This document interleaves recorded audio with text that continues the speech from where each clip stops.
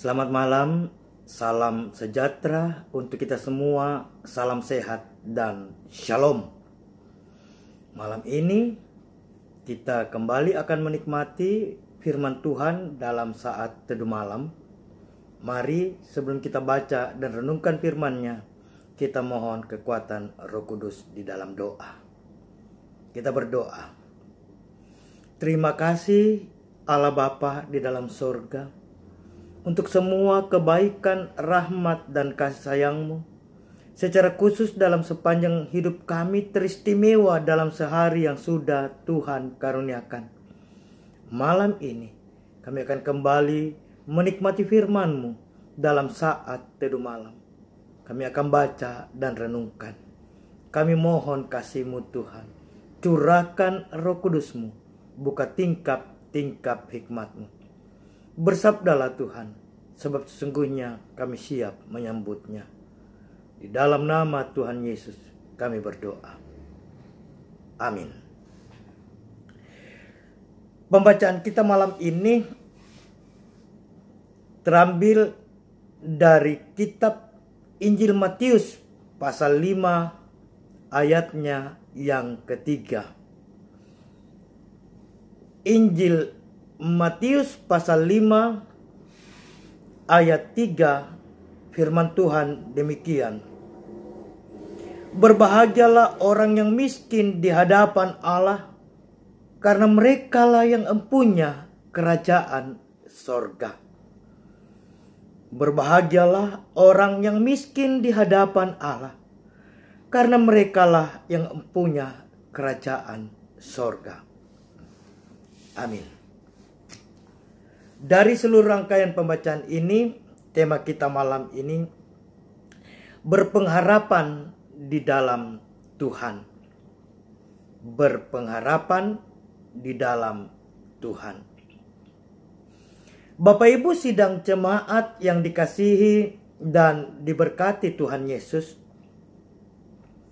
Salah satu pengajaran Tuhan Yesus yang terkenal dalam khotbah di bukit adalah ucapan-ucapan bahagia. Khotbah di bukit sebagai pengajaran Tuhan Yesus diawali justru dengan ucapan-ucapan bahagia. Hal yang menarik adalah ucapan bahagia ini justru diawali dengan berbahagialah orang yang miskin di hadapan Allah. Mengapa orang miskin di hadapan Allah berbahagia? Dilanjutkan penjelasannya, karena merekalah yang empunya kerajaan sorga. Menjadi sebuah pertanyaan, mengapa orang miskin berbahagia? Dan mengapa orang miskin itu adalah mereka yang empunya kerajaan sorga? Kalau kita mau melihat dan menyimak lebih dalam, dasar dari Tuhan Yesus mengatakan berbahagialah orang yang miskin di hadapan Allah, karena merekalah yang punya kerajaan sorga. Itu sesungguhnya berkaitan erat dengan kehidupan yang berpengharapan di dalam Tuhan. Bahwa orang miskin dianggap dan dinyatakan bahagia karena hanya orang-orang yang selalu merasa miskin di hadapan Allah, yang selalu berharap, selalu meminta dan memohon belas kasihan dalam kerendahan hati kepada Allah. Jadi kemiskinan di sini bukanlah kemiskinan materi, finansial, tetapi yang lebih adalah sebuah kehidupan yang berpengharapan dan tergantung sepenuhnya kepada Allah. Kemiskinan di sini dikaitkan dengan sebuah ketergantungan total, bahwa hanya mereka yang merasa miskin yang boleh, dapat, dan senantiasa hidup dalam berpengharapan kepada Tuhan. Hanya mereka yang selalu merasa miskin, merasa kurang, yang akan terus memohon belas kasih Allah dalam hidupnya. Dan ketika mereka memohon dalam kerendahan hati. Sebab mereka yang merasa miskin, yang akan terus merasa rendah di hadapan Tuhan. Berbahagialah orang yang miskin, karena mereka adalah orang-orang yang menggantungkan hidupnya sepenuhnya kepada Tuhan. Mereka tak sanggup, tak mampu untuk hidup tanpa Tuhan. Orang miskin adalah orang yang selalu menaruh harap, menaruh kerinduannya, menaruh kehidupannya di hadapan Allah. Sekali lagi, kemiskinan yang dimaksud Tuhan di sini bukanlah kemiskinan dalam arti kekurangan materi, harta. Tetapi jauh lebih dari itu adalah mereka yang merasa hidupnya tergantung sepenuhnya kepada Allah. Tanpa Allah, mereka tak berdaya. Mereka yang dianggap miskin adalah mereka yang hidup dalam pengharapan kepada Tuhan. Dan kalau mereka terus hidup berpengharapan dalam Tuhan, maka niscaya mereka akan menjadi pemilik sorga itu. Berbahagialah yang miskin senantiasa di hadapan Allah, karena hidupnya terus tergantung dan mengandalkan Tuhan. Pun dalam memaknai COVID-19 ini, mari kita terus hidup dalam ketergantungan akan kasih Tuhan. Hidup berpengharapan di dalam kasih Tuhan. Karena dengan itu, maka kita pasti dimampukan melalui pandemi COVID-19 saat ini. Terpujilah Kristus. Amin. Kita akan mengakhiri saat teduh malam kita. Mari kita berdoa. Terima kasih Tuhan untuk saat teduh malam ini. Materaikan firman-Mu dalam hati kami, sehingga firman ini sungguh menjadi bagian hidup kami. Kami berdoa untuk dinamika jemaat-Mu di Jemaat Dadi.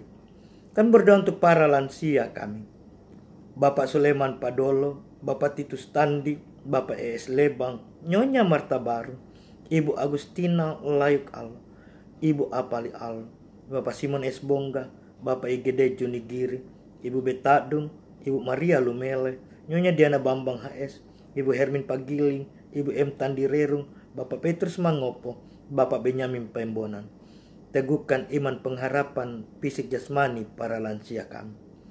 Bagi mereka yang sakit, Ibu Yohana Mandaling, Ibu Esther Bunga, Ibu M. Palilu, Ibu Hermin Bamba, Ibu M. Sende, Ibu Berta Sampe, Ibu Yohana Konda, Nyonya Elebang, Ibu Dina Kamolan, Bapak Simon Kaaruan, Bapak Thomas Buntulobo, Frankie Tulenan, Ibu Maria Sanda, Nenek Evi, Maya dan Wawan Maro, Ibu Ruth Minggu Lapik.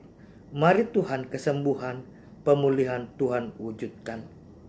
Bagi mereka yang berduka, keluarga Bapak Martin Tombi atas meninggalnya istri atau ibu kekasih Ibu Marta Tikutam Tombi, hiburkan keluarga besar yang berduka Tuhan, sehingga mereka dimampukan untuk tabah dalam duka cita yang mereka alami. Kami berdoa untuk anak-anak kami yang akan mengikuti tes ke jenjang yang lebih tinggi, SD, SMP, dan SMA. Bahkan anak-anak kami yang akan mengikuti seleksi penerimaan mahasiswa baru atau CPN baru, mengikuti tes di Akpol dan berbagai jenjang pendidikan yang menjadi harapan dan cita-cita anak-anak kami di perguruan tinggi. Mari Tuhan berperkaralah, Tuhan topang, Tuhan beri kemungkinan, Tuhan berkati persiapan anak kami, sehingga persiapan-persiapan mereka boleh mengantar mereka untuk memperoleh keberhasilan.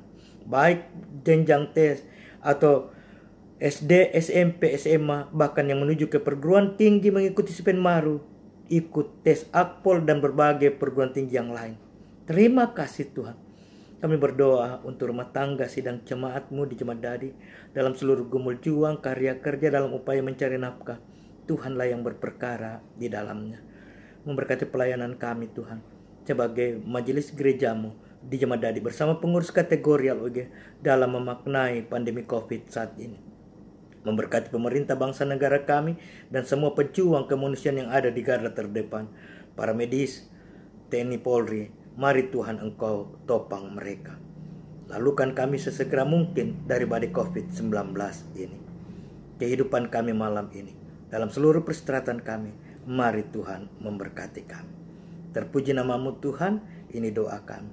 Terima kasih, kami berdoa bersyukur di dalam nama Tuhan Yesus. Amin. Demikian saat teduh malam ini. Selamat malam, salam sejahtera untuk kita semua. Selamat beristirahat. Shalom.